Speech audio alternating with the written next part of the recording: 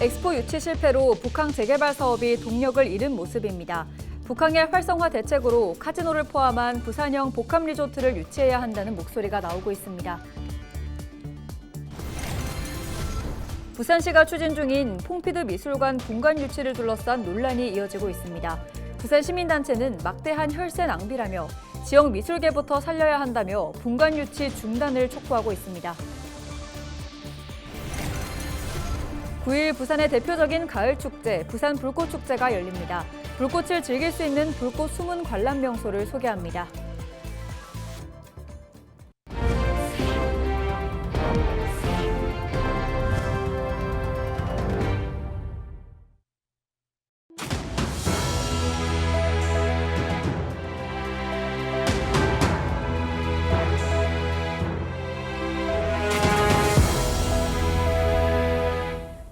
시청자 여러분 안녕하십니까? 헬로티비 부산 뉴스입니다. 지방소멸 어제 오늘 일이 아닙니다. 지금 부산과 경남은 하나의 자치단체로 합치는 행정통합을 논의하고 있는데요. 필요성에는 모두 공감하지만 쉽지만은 않은 일인데 8일 부산 경남 행정통합을 위한 공론화위원회가 출범했습니다. 김수정 기자가 취재했습니다. 부산과 경남의 인구 670만 명, 지역 내 총생산 240조 원, 창원 국가산단, 우주항공 복합도시, 그리고 세계적인 해양도시가 어우러져 부산 경남을 이른바 경제수도로 키우겠다는 것이 행정통합의 목표입니다. 하지만 부산 경남 시도민 10명 중 7명은 이 행정통합을 몰랐습니다. 계속해서 지지부진했던 통합 논의는 지난 6월 부산과 경남이 공식 합의하며 물꼬를 텄습니다. 그리고 5달 만에 공론화위원회가 공식 출범했습니다. 학계와 상공계, 시민단체 등 두 시도에서 모두 30명입니다. 공동위원장 체제로 경상남도 위원장은 권순기 전 경상국립대학교 총장, 부산시 위원장은 전호환 동명대학교 총장이 맡습니다. 위원회의 가장 큰 과제는 시도민들의 뜻을 모으는 것. 연방제에 준하는 자치권을 강조하고 있는데 그러기 위해선 특별법이 필요하고 주민투표도 해야 합니다. 논의와 토론 공론화를 거쳐서 시도민 의사를 반영한 상향식 통합을 추진해야 될 것이고 또 완전한 자치권을 가진 분권형 통합 광역 지방 정부로 탄생을 시켜야 된다. 그렇지 않으면 이 통합의 의미가 없는 겁니다. 단순한 자칫 잘못하면 옥상옥을 만들거나 또는 행정 비용만, 거래 비용만 굉장히 크게 만드는 그런 일이 될 수가 있습니다. 그래서 통합을 하되 제대로 된 통합을 하고 통합을 하되 지금 대한민국의 이런 구조적 불균형을 극복할 수 있는 경남연구원과 부산연구원이 함께 그린 통합지방정부의 밑그림도 나왔습니다. 부산특별시와 경남특별도 아래 창원 특례시 하나, 부산에 있는 자치구와 군 16개, 경남의 시군 17개로 유지하는 자치 2계층제입니다. 준주인 부산 경남주를 새롭게 만들어 초광역 업무를 보는 자치 3계층제는 대안 모델입니다. 광역자치단체는 대등하게 통합을 하고 기초자치단체는 현행 체제를 유지하는 것이 좋지 않을까라고 해서 기본 모델로 자치 2계층제를 제안을 했습니다. 아울러 앞으로 이제 연방제로 갈 때는 준 부산 경남주라는 광역지방정부를 별도로 만들어서 산적한 과제를 안고 다시 젠걸음을 시작한 부산과 경남의 행정통합. 공론화위원회는 내년 12월까지 기본 구상안을 토대로 최종안을 마련하고 권역별 토론회를 여는 등 시도민 공론화를 진행할 계획입니다. 헬로티비 뉴스 김수정입니다. 엑스포를 유치했다면 개최지였을 북항 일대. 실패 이후 북항 재개발 사업은 추진 동력을 잃은 모습이죠. 부산시가 주도권을 가지고 사업을 추진해야 한다는 목소리가 나오고 있습니다. 부산 상공회의소에 이어 부산시의회 건설교통위원회 행정사무감사에서도 부산형 복합리조트 유치의 필요성이 제기됐습니다. 차선영 기자의 보도입니다. 북항 재개발 1단계 사업 부지입니다. 부지 조성과 주요 기반 시설 공사가 마무리됐지만 매각 대상 부지 31만 제곱미터 중 랜드마크 부지를 포함한 18만 제곱미터는 주인을 찾지 못했습니다. 매각된 땅에는 생활 숙박시설과 주거용 오피스텔 등 주거시설이 대거 들어설 예정입니다. 난개발이 우려되는 대목입니다. 현재까지 초라한 사업 성적표를 보여주고 있는 북항 재개발 사업은 엑스포 유치 실패 이후 추진 동력을 잃은 모습입니다. 8일 부산시의회 건설교통위원회 행정사무감사에선 북항 재개발 사업에 뒷짐지고 있는 부산시 행정에 대한 지적이 잇따랐습니다. 일자리가 없어 청년들이 부산을 떠나고 있는데 부산의 미래 먹거리가 될 북항 재개발 사업의 개발 주도권을 해수부와 부산항만공사에 넘긴 채 손 놓고 있는 게 아니냐는 겁니다. 부산시에서 우리가 이게 지금 이제 주도적으로 좀 이끌고 가야 되는데 그런 부분을 전혀 내가 볼 때는 잘 못했다 이렇게 봐주고. 저희가 앞으로 사업 계획대로 건축 계획이 안 나오는 부분을 저희가 제대로 좀 살펴서 앞으로 조치를 하도록 하겠습니다. 그래서 앞에 사업 목적이 제대로 반영될 수 있도록 하는 것도 저희 부산시 책임이라고 그렇게 생각이 됩니다. 올해 초 부산 상공회의소에서 북한의 카지노를 갖춘 복합 리조트를 유치해야 한다는 목소리가 나온 상황. 이날 부산시의회 행감에서도 북한의 복합 리조트 유치를 심도 있게 고민해야 한다는 이야기가 나왔습니다. 더 늦기 전에 북한을 활성화할 유무형 콘텐츠를 개발해야 한다는 겁니다. 5조 한 8천억 정도 되는 걸로 이래 나와 있습니다. 예. 5조 8천억. 예. 부가가치 유발은 1조 8천억입니다. 예. 상당한 금액이죠, 그죠? 네. 우리 부산은 이 관광을 유치할 수 있는 그런 개발로 가야 된다, 결국. 그런 부분이 부산에 와도 충분히 경쟁력이 있는 걸로 그래야 봐지고요.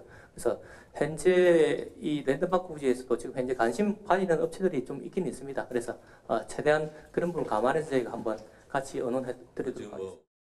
임기가 만료돼 사장 공모가 진행된 부산항만공사 사장 선임이 불발되면서 북항 재개발 사업의 차질이 우려되고 있습니다.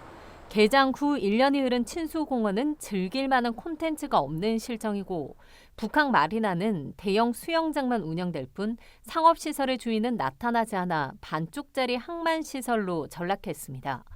오픈형 카지노와 공연장, 워터파크, 컨벤션센터, 특급 호텔 등 관광 인프라를 갖춘 부산형 복합 리조트 유치로 북항 재개발 사업에 활력을 불어넣어야 한다는 지역내 목소리가 커지고 있습니다. 헬로티비 뉴스 차선영입니다.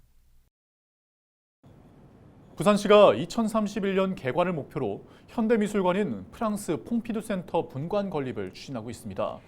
미술관 건립을 둘러싼 부산 시민사회와 지역 예술계의 반발이 거센데요. 부산 지역 시민단체에서 퐁피두 유치 협약과 시의회 심사 보고서에 허상을 지적하는 좌담회를 열었는데요. 오늘의 현장 화면으로 만나보시죠.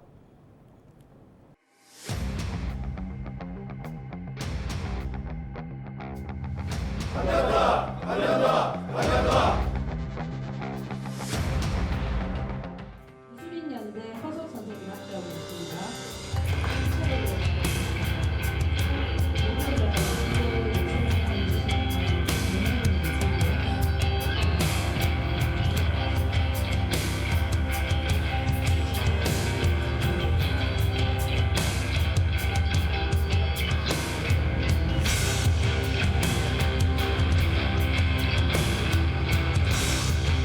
새로운 미술관 많은 예산을 들여가지고 새롭게 지을 것만이 용사가 아니라 있는 미술관을 어떻게 하면 좀 더 효율적이고 정말 좋은 교육과 체계 속에서 새롭게 좋은 미술관으로 건강히 할 수 있는가에 대한 방안을 좀 맡았을 생각합니다.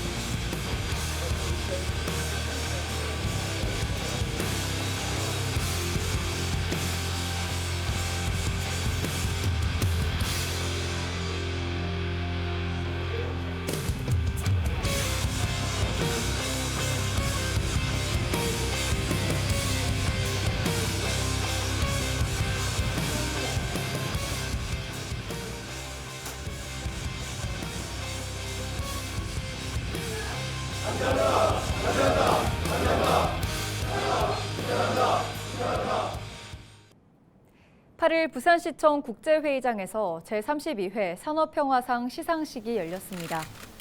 1993년 최초로 시상식을 개최한 이래 올해로 32회째를 맞는 산업평화상은 산업 현장에서 노사 간 상호 신뢰를 바탕으로 노동 환경 개선과 기업 생산성 향상, 산업재해 예방 등 산업 평화에 공이 있는 사람에게 시상하고 있습니다.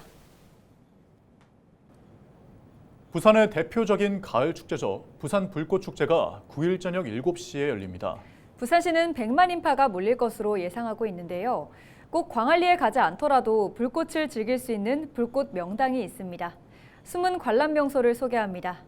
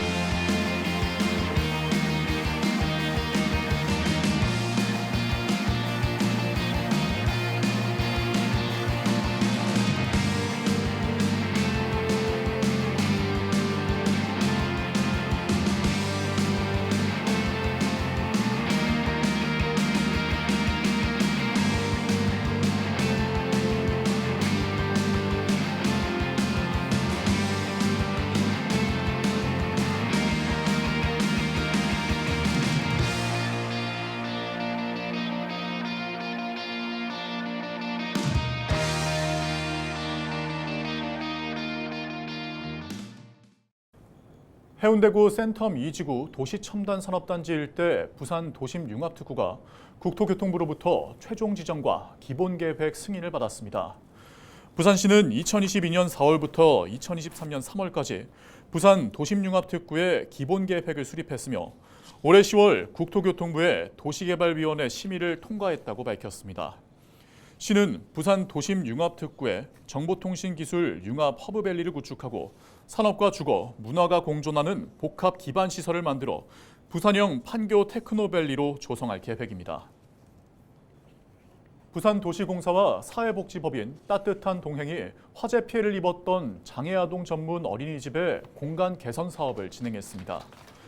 부산도시공사와 따뜻한 동행은 지난 6월 화재로 지하층 놀이공간이 소실되는 등의 피해를 입었던 수영구 소재 A 어린이집에 대해 벽지와 바닥 철거와 또 기초공사, 도배를 비롯한 미끄럼 방지 매트와 음수대를 설치하는 등 맞춤형 리모델링 사업을 펼쳤습니다. 따뜻한 동행 측은 지역 아동센터가 장애아동과 비장애아동이 함께 성장하는 공간이고 지역 아동센터를 이용하는 장애아동 비율도 높아지고 있다며 모든 아동이 안전하게 배우고 성장할 수 있는 환경을 조성하기 위해 노력하겠다고 밝혔습니다. 제62주년 소방의 날 기념식이 8일 진해구청에서 열렸습니다. 창원소방본부 13년의 역사 그리고 우리가 만들 이야기라는 주제로 열린 기념식에는 홍남표 창원시장과 소방대원 등 400여 명이 참석했습니다.